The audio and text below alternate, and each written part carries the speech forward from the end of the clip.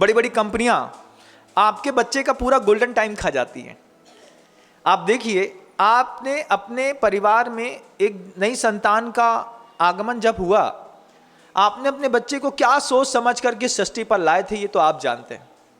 कितनी मिन्नतें करी होगी, कितनी भगवान से प्रार्थना करी होगी, डॉक्टरों के पास गए होंगे, फिर पुरुषार्थ किया होगा, फिर 5वें महीने के संस्कार, फिर गर्भ संस्कार, फिर उसके बाद और फिर 9वें महीने का अलग संस्कार। 1000 संस्कार कराए आपने अपने बच्चे को इस सृष्टि पर लाने के लिए। माँ ने अपना सर्वस्व निछावर किया, अपना सौंदर्य खोया उस पुत्र को लाने के लिए। पिता ने जीवन भर मेहनत करी उस पुत्र को पैदा करने के लिए। पिता पुत्र दोनों आपस में एक दूसरे को लेकर के बढ़ते रहे। वो पुत्र आपका बड़ा हुआ और बड़ा होने के बाद उस पुत्र का जीवन एक छोटी सी कंपनी 25,000 रुपए में खा गई। पढ़ाया लिखाया सब किया आपने बंधु अपने बच्चे को, क्या किया? स्वजीवते काम सुखे च तृष्णया दिवा श्रमार्ता, दिन भर श्रम करता वो बेचारा बच्चा। कहता है दिमाग में, महाराज अभी हमारा 3.49 का पैकेज है। अब ये 3.49 क्या है भैया? 3.49 मतलब 3.5 लाख रुपए का, 3,49,000 रुपए का मात्र पैकेज है। बोलता कितना अच्छा है, 3.49 का पैकेज। और सोचिए आपने अपने बच्चे को कितने संस्कार लाड़ प्यार के साथ पैदा किया, पाला पोसा, अच्छे विद्यालय में उसको शिक्षा दिलाई, कॉन्वेंट स्कूल में पढ़ाया, इंग्लिश मीडियम में आगे बड़ा किया। बड़ा करने के बाद MBA CA CFA कराया, CA CFA MBA करने के बाद CS करने के बाद बच्चा कंपनी में जॉब करने लगा। अब क्या हुआ? वो बड़ी बड़ी मल्टीनेशनल कंपनियों ने आपका बच्चा मात्र 5 लाख रुपए के हिसाब से खरीद लिया। अब क्या किया?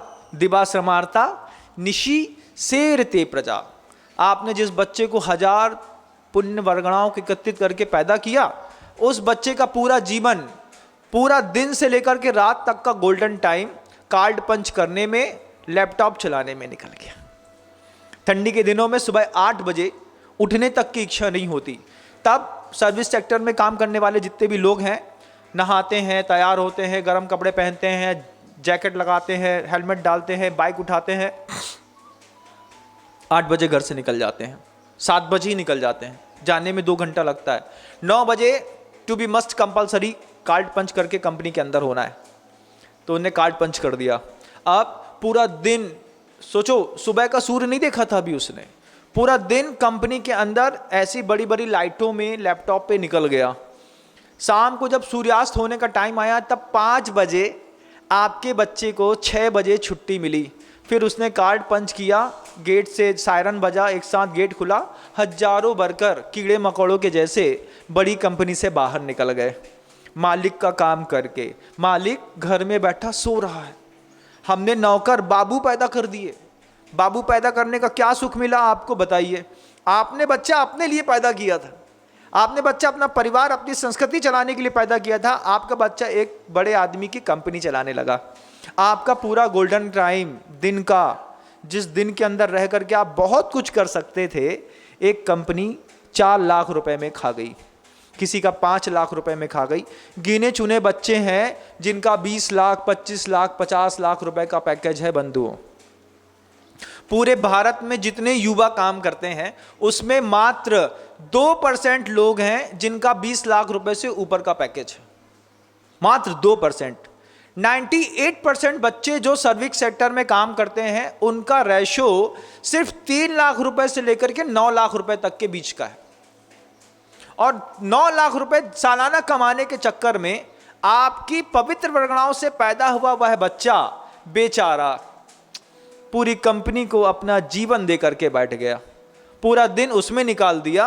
रात के समय में चुपचाप घर के अंदर आता है, अपने धर्म का छोड़ करके, अपने धर्म को छोड़ करके रात्रि भोजन करता है, आधे घंटे के लिए मोबाइल टीवी चलाता है, नींद आ जाती है, सो जाता है। उसको बड़ी सुखी है। दिवा समारता निशेरते प्रजा, क्या? स्वजीवते काम सुखे च तृष्णया। अपने जीवन के लिए, काम सुख के लिए 2 समय की सड़ी हुई आलू प्याज की सब्जी खाने के चक्कर में दिन का पूरा समय बर्बाद कर दिया। शाम को हिस्से में वही आता है। महिला ने तो बढ़िया अच्छी, वो तो महिला तो बहुत पुण्यात्मा थी तुम्हारी कि शाम को 6 बजे उसने अंथव करी और तुम्हारे लिए सड़ी सब्जी वहीं पे कढ़ैया में छोड़ दी। ये आएंगे रात को 9 बजे गरम करके खिला देंगे। तो वो पुण्यात्मा है, उस पुण्यात्मा के लिए आप मेहनत करते हैं। कैसी मेहनत करते हैं? उसका धर्म पल रहा है, उसके सारे संस्कार फलीभूत हो रहे हैं, लेकिन तुमने क्या किया?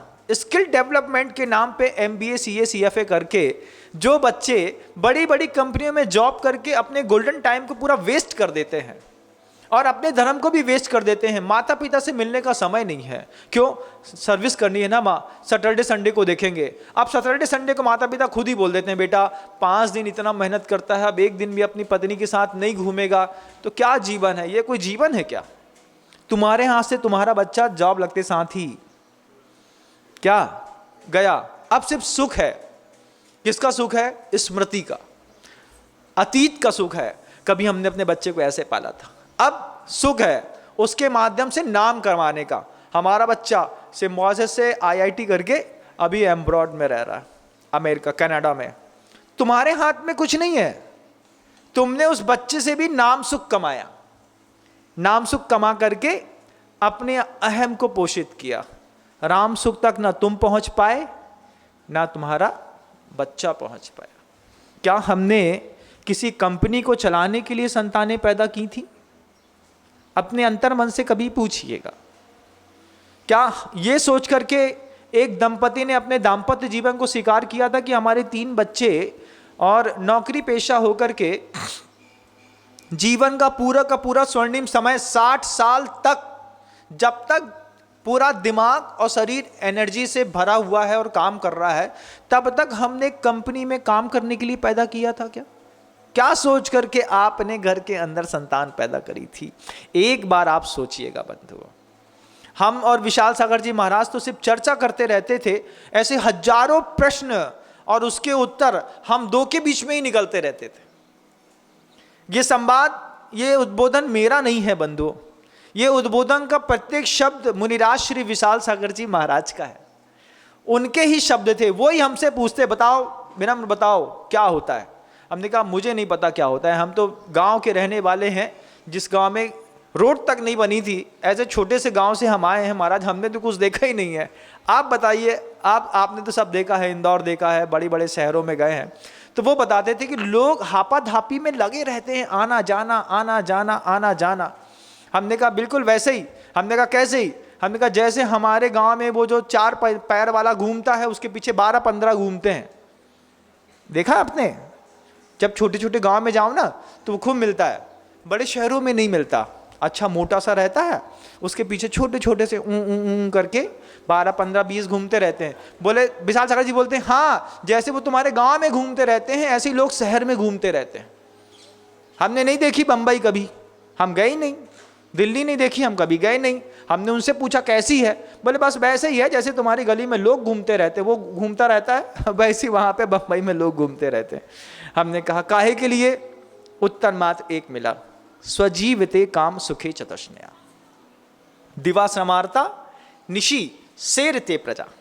आपने अपने बच्चे को स्किल डेवलपमेंट के लिए ऐसा कोई भी आर्ट जीवन की शुरुआत समय में नहीं सिखाया, जबकि माता पिता को बच्चे के अंदर 7 वर्ष की उम्र से कोई ऐसा स्किल डेवलपमेंट का आर्ट सिखाना चाहिए कि जीवन में कभी अगर इसका जॉब ना भी लगे तो भी ये अपनी जिंदगी जी सके। जैसे महाराज, जैसे ऐसे कि आप चाहें तो अपने छोटे से बच्चे को, चाहे वो लड़का हो या लड़की, 2 में से कोई भी हो, उन दोनों बच्चों को खाना बनाने का अच्छा आर्ट छोटी उम्र में सिखाइए। छोटा थोड़ा सा बड़ा होगा, उसको जिस दिन स्वाभिमान जगेगा, तो अगर आपके पास आर्ट है तो आपके उस आर्ट से वो अच्छा केक बना सकता है, अच्छी कोई दूसरी रेसिपी बना सकता है, और उसको इंटर ऑफ होम के माध्यम से, बाई किसी भी माध्यम से वो बेच करके, व्यवसाय करके अपने स्किल डेवलपमेंट को कर सकता है।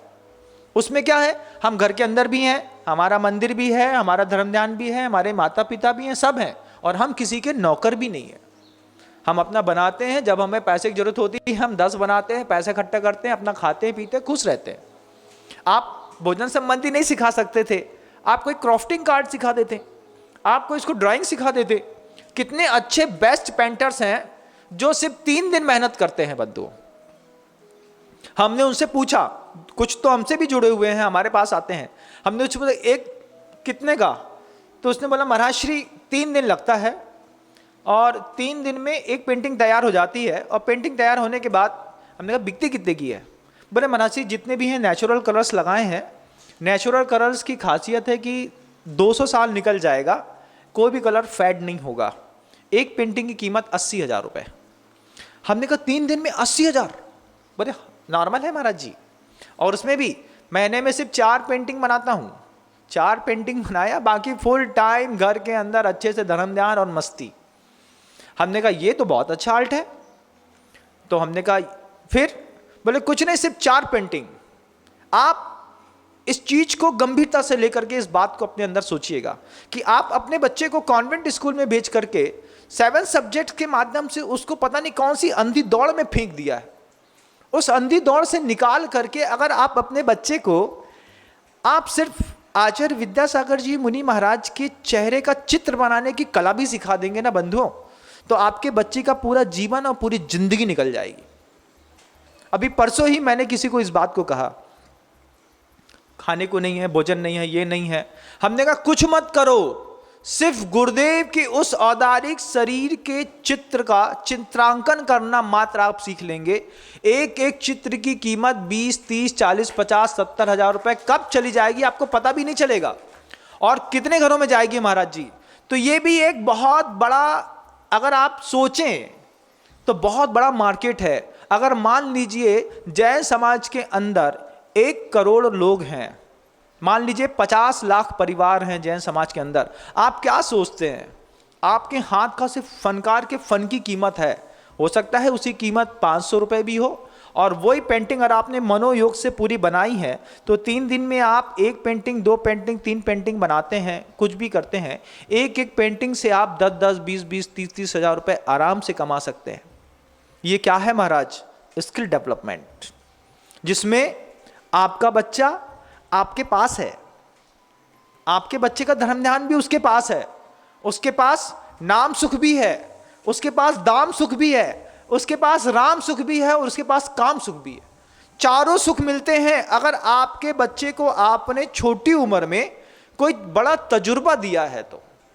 लेकिन हमारे पास फुर्सत नहीं है, हमारे पास इतना समय नहीं है कि हम अपने बच्चे को कुछ क्रिएटिव एक्टिविटी को सिखा सकें। तो फिर हमने क्या किया है, हमने अंधी दौड़ में अपने बच्चे को, जैसे लोग लकड़ी में, चूल्हे की लकड़ी, आग में लकड़ी झोंकते हैं, ऐसे हमने अपने बच्चे को झोंक दिया। अब वो झुका हुआ बच्चा बेचारा 20 किलो का अपना बैग लेकर के जाता है, सुबह एक हाथ में बॉटल लेता है, एक हाथ में अपना टिफिन लेता है, 40 किलोमीटर दूर बस में सफर करता है, वहाँ से लौट करके आता है शाम को थका हारा। तुमने उसको सुबह का ठंडा चावल तल करके खिला दिया और बच्चे को डेवलप कर दिया, धीरे से बच्चा बड़ा हुआ, उसने MBA में सिलेक्शन हो गया और पूरी जिंदगी का गोल्डन टाइम एक कंपनी खा गई। आप चाहते तो क्या नहीं कर सकते थे, लेकिन इस तरफ हमारी दृष्टि ही नहीं जाती। कोई भी ऐसा, आज हैंड वर्किंग की कितनी बड़ी कीमत है आप सोचिए। अभी मिर्जापुर के ऋषभ कुमार जी हैं जो एक बहुत बड़ी इंडस्ट्री चलाते हैं, जिनका विदेशों में 27 देशों में काम चलता है बंधुओं। उन 27 देशों में काम चलने वाले, उनसे जब हमारी बात हुई तो कहते हैं महाराज श्री 2x2 का बैठने का एक बिछौना है, बिल्कुल हल्के धागे से बना है, लेकिन आसनी जिसको आप कहते हैं उसमें करीब 8,000 हाथ से लगाई गई गांठें मात्र हैं। हर गांठ का मूल्य कितना है हमने पूछा तो वो बोलते हैं क्या सोच सकते हैं महाराज श्री आप बताइए, एक गांठ का मूल्य 1 रुपए। सिर्फ धागे में गांठ बांधने का मूल्य है, सही तरीके से गांठ बांधते बस धागे से बनती है। एक कारीगर को 1 2x2 का पीस बनाने का 8,000 रुपये मिलता है महाराज श्री। 8,000 से ज्यादा गांठें हैं। बिकता कितने में है? बोले विदेशों में हाथ के कारीगरी की इतनी कीमत है महाराज श्री, हम जो बोलते हैं उस रेट में बाहर चीज निकल जाती है। विदेशियों ने कभी नहीं कहा कि इसका दाम कितना है, क्योंकि जो समझदार व्यक्ति होता है वो कभी भी बहुमूल्य वस्तु का मूल्य नहीं लगाता, पूछता है बताओ देना कितना है। और वो बताते हैं ऋषभ कुमार जी कि आसपास के पूरे क्षेत्र में समृद्धि सिर्फ इस बात से है कि हाथ से बने कालीन, हाथ से बने पैड, हाथ से बनी दुनिया भर की चीज़ें, सारे आर्ट यहाँ से सीधा उठाते हैं और फॉरेन कंट्रियों में 28-30 देशों में लोगों की दीवारों में यहाँ के लोगों के व्यक्तित्व कला दिखती है और लाखों रुपए में एक एक कालीन बिक जाता है। आप अपने बच्चे को बहुत कुछ सिखा सकते थे अपने साथ में रख करके, लेकिन आपने पता नहीं कौन सा विज्ञान सीखा, पता नहीं बच्चे को किस अंधी दौड़ में डाला है, बेचारा सुबह से लेकर रात तक अपने बचपन को खो रहा है। कुछ नहीं आता उस बच्चे को, आप देखते तक नहीं है उसको। और सूत्र तो आचार्य समंतपद गुरुदेव ने लिखा, गुरुदेव ने कही ये बात कि पूरा का पूरी जिंदगी गृहस्थ की सिर्फ 3 चीज में निकल जाएगी, स्वजीविते, काम सुखे, च तृष्णया, दिवा समारता निशिशेरते प्रजा।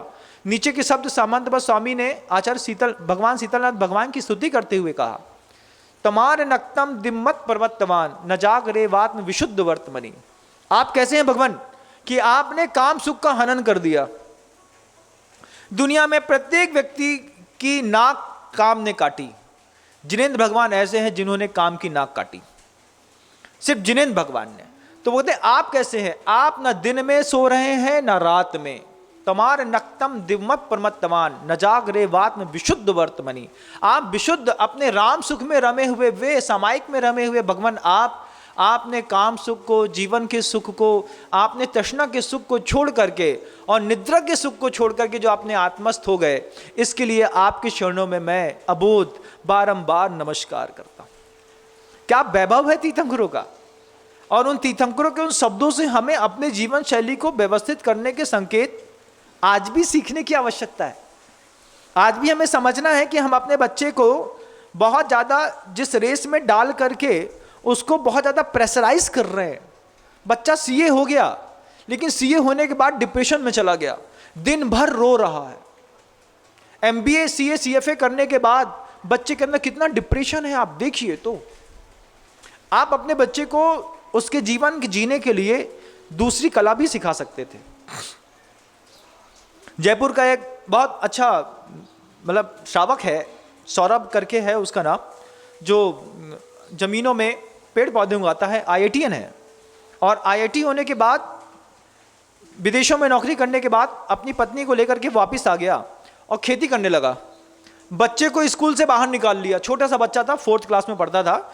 स्कूल से जैसे उसकी चेतना गुरुदेव के प्रवचनों को सुनकर के जगी कि स्वदेशी अपनाओ, देश में रहो, देश का विकास करो, वो इतना इंस्पायर हुआ गुरुदेव से कि आ करके उसने अपने बच्चे को स्कूल से निकाल लिया और सामने ले जाकर के खेत में ले जाकर के खड़ा कर दिया। 12 साल के बच्चे को खेत में खड़े हर फसल की जानकारी है। वो बोलता है ये सरसों है, 30 दिन पुरानी हो गई है, 60 दिन और लगेगा।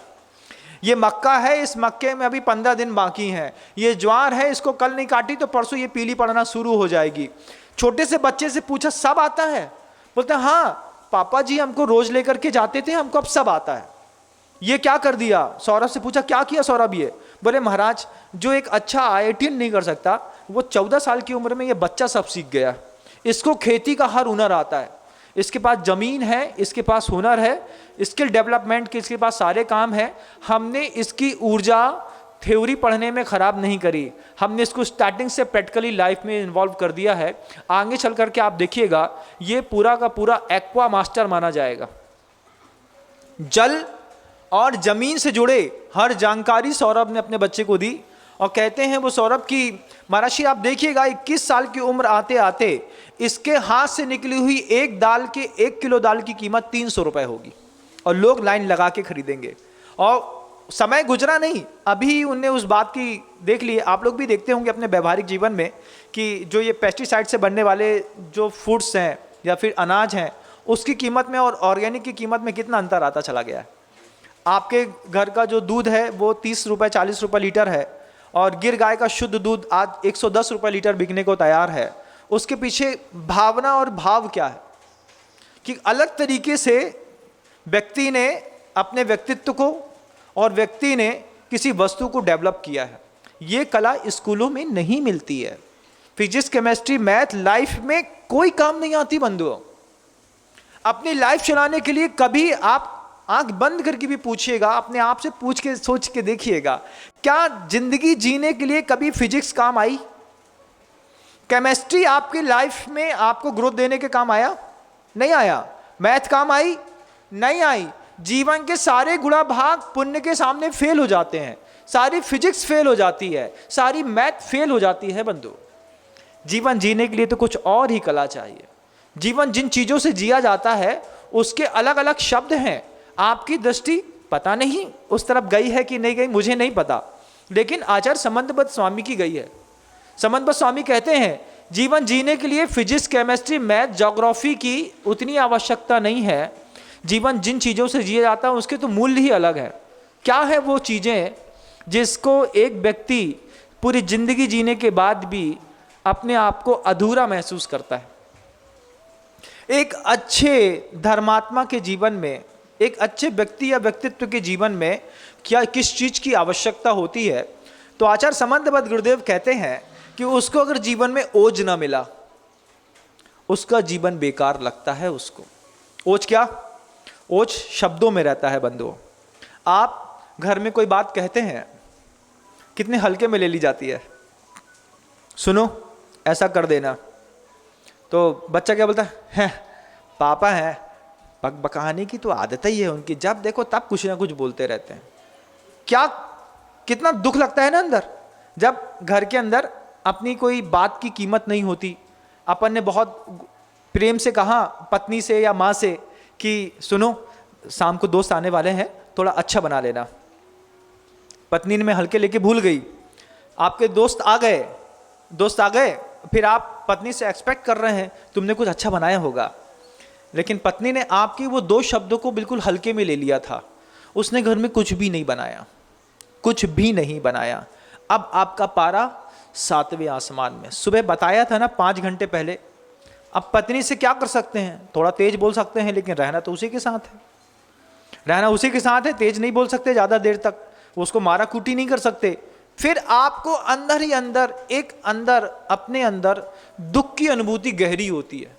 क्या? जिंदगी में मैंने सब कमाया, घर के अंदर इज्जत 2 कौड़ी की है, मेरे कोई भी शब्द की घर के अंदर कोई कीमत नहीं है। आदमी जीवित रहता है बंधुओं शब्द के ओज से। आप एक बार देखिएगा कि आपके शब्दों की आपके घर के अंदर कितनी कीमत है। कीमत है किसकी है? थोड़ा कोई एक आध आदमी बताए कि मेरे, हाँ महाराज श्री, मेरे शब्दों में बहुत कीमत है, घर का प्रत्येक व्यक्ति मेरी बात को सुनता है। नहीं है। आपके जीवन को जीने के लिए ओज चाहिए था, आप फिजिक्स में लगे रहे। आपके जीवन को जीने के लिए तेज चाहिए था, लेकिन आप कॉस्मेटिक में लगे रहे। जीवन में तेज क्या है महाराज? तेज वो शरीर का ऐसा अपूर्वभूत सौंदर्य और सौष्ठव है।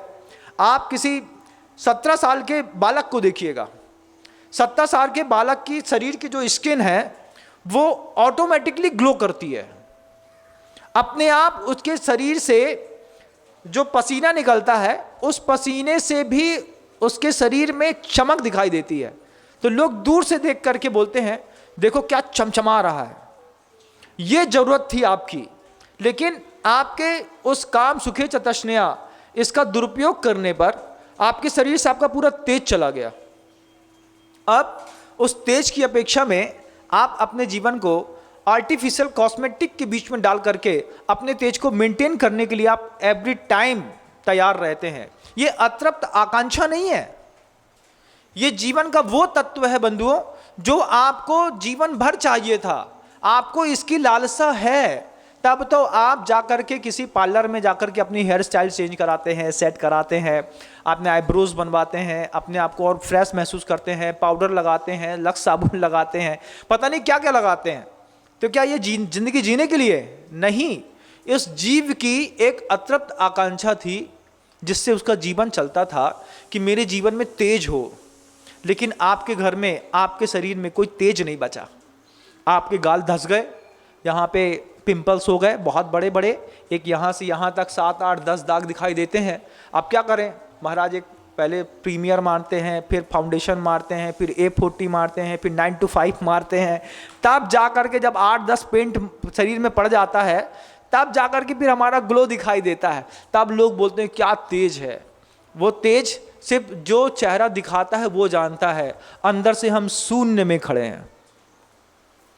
वो गया कैसे जीवन से, शरीर से वो रौनक रंगत कैसे चली गई, और वही रौनक और रंगत गुरुदेव के एक एक अंग से कैसे झलकती है। आप देखिएगा, किसी को अगर अपने जीवन में कुछ पाना था तो आप गुरुदेव से देखिए कि ये क्या चाहत थी मनुष्य की, और जो चाहत थी वो उनको सब मिली है। हर एक शब्द के गुरुदेव की कीमत है, एक एक शब्द की। कोई उनके किसी भी शब्द की अवहेलना नहीं करता, हर एक शब्द को सिरोधार्य करता है। आपके हर एक शब्द की घर के अंदर अवहेलना होती है। उनके शरीर का सौंदर्य और तेज देखिए बंधुओं आप, कि पूरे शरीर में औदारिक दृष्टि इतनी पवित्र है कि उनके चेहरे के पसीने से आज भी उनका चेहरा किसी 16 साल के बच्चे के जैसा ग्लो करता है। उनको जबकि ना उनको कुछ लगाना है, ना उनको कभी नहाना है, ना उनको कभी कुछ पोंछना पाछना कुछ करना है, उसके बावजूद गुरुदेव की पूरी औदारिक देह कैसी चमचमाती है। जितना आप लैक्मे का फाउंडेशन 9 to 5 लगा करके अपने आप को नहीं चमचमा पाते, उतना गुरुदेव का प्रत्येक अंग चमचमाता है। यह मनुष्य के जीवन की आवश्यकता थी, इसका भी एक अंदर भाव था। लेकिन उसकी तरफ न जाकर के हम अपने बच्चे को फिजिक्स केमिस्ट्री मैथ में बेचारे को फंसा के बैठ गए। वो फंसा है बेचारा, परेशान होता है काम का मारा, तुमने उसको वहां पे लगा दिया, क्या मिल रहा है सोचो आप। आपके बच्चे को सबसे पहले आप अपने बच्चे को एक बार माता पिता को आत्ममंथन करके उसको टटोल लेना चाहिए कि हमारे बच्चे का बौद्धिक स्तर कितना है। हमारा बच्चा 99% लेकर के आने वाला है, हमारा बच्चा 70% लेकर के आने वाला है, हमारा बच्चा 30% वाला है, हमारा बच्चा 35% वाला है कि 20% वाला है। एक बार माता पिता बच्चे का ऑब्जर्वेशन तो कर लो, क्योंकि माता पिता हैं, पारखी नजरें हैं। ऑब्जर्वेशन करने के बाद बच्चे को छूट दे दो, बेटा 3rd डिवीजन भी आए तो चलेगा लेकिन फेल नहीं होना। जब आप ऐसी छूट दे देते हैं बच्चे का डेवलपमेंट शुरू हो जाता है। लेकिन आपने ऐसी छूट नहीं दी, आपने पकड़ तो लिया कि हमारा बच्चा 35% को लेकर के एवरेज है, लेकिन आपने उसको नॉन एवरेज स्कूल में भेज दिया, आपने उसको भुवंस में भेज दिया, आपने उसको बहुत अच्छे किसी और सेंट्रल पॉइंट में भेज दिया, आपने क्राइस्ट चर्च में भेज दिया, किसी भी बड़े स्कूल में जॉय में भेज दिया, और भेज करके माता पिता उस अतृप्त आकांक्षाओं की दौड़ में अपने बच्चे को घुसा दिए कि 35% का बच्चा था, मास्टर 100% ला के देगा। जब अंदर इनपुट में कुछ है ही नहीं तो आउटपुट कैसे निकलेगा, आप खुद बताइए ना। सबसे पहले आप अपने बच्चे का ऑब्जर्वेशन कर लेते, फिर जीवन कितना अच्छा होता। लेकिन हमने अपने बच्चे का गलत ऑब्जर्वेशन किया, पैसे के दम पे हमने नाम कमाने की सोची और अपने बच्चे के चेहरे से पूरा तेज गायब करा दिया। उसके अधिकारी माता पिता ही हैं बंधु। कितना मेंटल फ्रस्ट्रेशन रहता है जब बच्चा 1.5 नंबर कम लाता है। तब आप देखिएगा कि 10+2 के जब भी रिजल्ट खुलते हैं, पूरे के पूरे पुलिस प्रशासन को हर किसी नदी में तालाब में अपने आदमी खड़े करने वाले पड़ते हैं कि आज 12वीं का रिजल्ट खुला है, पता नहीं कितने लोग आत्महत्या करने के लिए आएंगे। उनको आत्महत्या करने के लिए रिजल्ट ने प्रेरित नहीं किया, आप उसको लगातार 10 साल से प्रेरित कर रहे हैं, बढ़ो बढ़ो बढ़ो, आगे बढ़ो आगे बढ़ो, और पढ़ो और पढ़ो और पढ़ो। आपने इतना धक्का मारा है, बेचारा आपके माता पिता के धक्के खा खा के जब 12वीं में सिर्फ 3% से बच गया तो उसने सीधे सुसाइड कर ली। रस्सी की दुकानों से रस्सियां खरीदी जा रही हैं, आपको क्या पता कि किस लिए खरीदी जा रही हैं, कपड़े लटकाने के लिए कि लटकने के लिए। तो 12वीं का जब रिजल्ट खुलना होता है तब प्रशासन इतना चौकन्ना रहता है कि भैया रस्सी वाले से भी पूछ लो कौन कहाँ से क्या कैसा लेके जा रहा है। उन तक को इंस्ट्रक्शन दे दी जाते हैं, इतने mm की रस्सी तुम अभी 15 दिन नहीं बेचोगे। उनसे पूछा क्यों, बोले अभी घटना घटने के सबसे मैक्सिमम चांसेस हैं, पानी में डूबने के, ऑल आउट पी करके मरने के, सल्फास खाने के। मेडिकल स्टोर्स में बता दिया जाता है कि अगले 57 घंटे तक, अगले 75 घंटे तक आप सल्फास नहीं बेचेंगे। क्यों? बच्चा किसने धक्का मार रहा है, उसको आत्महत्या के लिए प्रेरित कौन कर रहा है? आप, बेचारा आपका बच्चा। कितने पुण्य योग से संस्कार को लेकर के आपने पैदा किया, फिर उसको एक अनकही दौड़ पे शामिल करा दिया। आप चाहते तो स्किल डेवलपमेंट का कोई काम उसको घर के अंदर सिखा सकते थे, इतना भागम भाग की कोई जरूरत नहीं थी। एक बच्चे को अच्छा पेंटर बना दिया होता। दुनिया में इतने सारे देवी देवताओं के मंदिर हैं, किसी भी देवी या देवता का सिर्फ वो पेंटिंग करना मात्र सीख जाता। आप सोचिए, क्या आपका बच्चा अपना जीविकोपार्जन नहीं कर पाता? कर लेता। लेकिन आपने उसको वो सब नहीं सिखाया, आपने उसको एक अलग कला सिखाई। Physics, chemistry, math, biology, PCM, ये करो वो करो, बेचारे सीए करो, सीएस करो, एमबीए करो, पता नहीं क्या क्या करो। बेचारा बच्चा हाथ से निकल गया। आज वहाँ पर किसी की जूठन खाता है, बम्बई में रहता है, भिखारी लोग भीख मांग करके रोटी इकट्ठा करते हैं, कलेक्टर ऑफिस में कहीं पे जाके कलेक्शन करते हैं। बेई रोटियां जो भीख मांग करके लाई गई होती हैं वो टिफिन वाले पैक कर देते हैं, उसमें सड़े हुए आलू टमाटर भट्टे की सब्जी रख देते हैं। हमारा बच्चा एमबीए में बम्बई में बड़ी कंपनी में जॉब करता है, टिफिन खा करके काम चलाता है। कभी उसने ये सोचने की कोशिश नहीं की कि रोटी कहाँ से आई है। भिखारी पसंद नहीं है, भिखारी के हाथ की रोटी खाने में कोई आपत्ति नहीं है, क्योंकि देखा नहीं है। ये जीवन शैली है बंधुओं आप लोगों की। आप इस तरीके का जीवन जीने में अपने आप को कितना महारथी बना करके बैठ गए। आप अपने बच्चों को आप सोचिए कि कैसी कैसी परिस्थितियों में आपने अपने बच्चे को खुद झोंक दिया है। एक बार अपने बच्चे का ओरिजिनल ऑब्जर्वेशन आप खुद कर लीजिए ना। मंथली टेस्ट होते हैं, यूनिट टेस्ट होता है, डे बाय डे टेस्ट होते हैं। आप पिछले 6 महीने के टेस्ट के माध्यम से अपने बच्चे का एक बार ऑब्जर्वेशन करके उसका एवरेज निकाल लीजिए कि हमारा बच्चा 61% पास आउट है। आप पढ़े लिखे हैं, आप एवरेज निकाल लीजिए। फिर बच्चे को परमिट अलाउ कर दीजिए। 65% से कम आए तो घर के अंदर ये सुविधा नहीं मिलेगी। लेकिन आप 90, 95 और 100% की अपेक्षा मत रखिए। बेचारा 12वीं क्लास में सुसाइड के लिए चला जाता है सिर्फ माता पिता के कारण, और उसके पीछे का मात्र एक सूत्र है, दिवा समारता निशित सेरते प्रजा, कि वो दिन भर उसको काम सुख चाहिए है जीवन में। इसलिए आपने बच्चे को भी झोंक दिया, बेटा तुम्हारी इंद्रिय का सुख कैसे मिलेगा, पत्नी कैसे मिलेगी, तुमको खाना कैसे मिलेगा, लोग तुमको कैसे अच्छा मानेंगे, तुम्हारा नाम कैसे बढ़ेगा, इसलिए पढ़ो पढ़ो पढ़ो पढ़ो। पढ़ पढ़ के अपने बच्चे को झोंक दिया। और फिर यहाँ पे साधु के पास आकर के बोलते, महाराज एक ही बच्चा था, उसने सुसाइड कर ली, हम क्या कर लें? आत्महत्या के प्रेरित तो आपने ही किया है, नहीं किया? आप जो सुनने वाले हैं बाहर बता दें कि हमने आत्महत्या के अपने बच्चे को प्रेरित नहीं किया। आप जब उसको महंगे से महंगे स्कूल में डालते हैं और जब अपनी वो उम्मीद से ज्यादा इच्छाएं और अपेक्षाएं बना लेता है, तब दुख नहीं होता? होता है। आपने बुढ़ापे की लाठी अपने बच्चे को खुद तोड़ी है आपने।